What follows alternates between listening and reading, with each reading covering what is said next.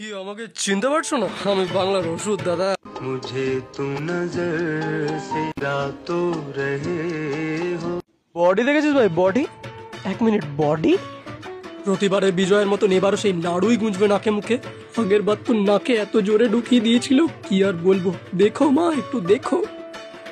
এই যে কাকিমা, কাকিমা আস্তে আস্তে। কাকিমা আপনাকেই বলছি, আপনাকে সহ সমস্ত পাড়ার পুজোর কর্তৃপক্ষকে আমি জানাতে চাই, এবার তো সবাই 1,10,000 পেয়েছেন।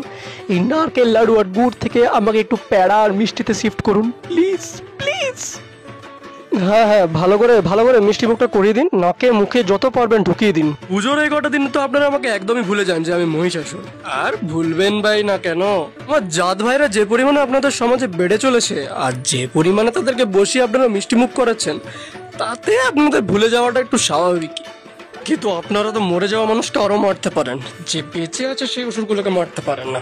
আর তাদের রাগগুলো আমার উপরে এভাবে ছাড়েন কি পেয়েছেন। আমি সাফ কথা জানিয়ে দিচ্ছি, এবারে অনেকদিন পর পৃথিবীতে আসছি ডায়েট ফায়েট পুরো মেনটেন করে।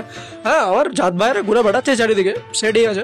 কিন্তু আপনাদের সবাইকে বলছি, এইভাবে যদি নাড়ু গুঁজেছেন তাহলে লন্ডনের কাদা রাস্তায় নিয়ে যে লেবু পাতার চা খাইয়ে দেবো, কিন্তু মাথায় রাখুন। मुझे तुम कभी भी भुला ना सकोगे।